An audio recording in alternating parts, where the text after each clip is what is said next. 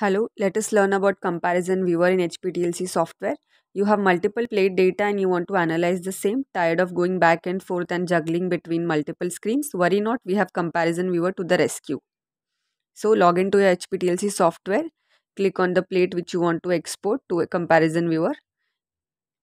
Likewise, as shown in the video, click on R66254, whichever is of your interest. Click on OK. It gets transported to a comparison file.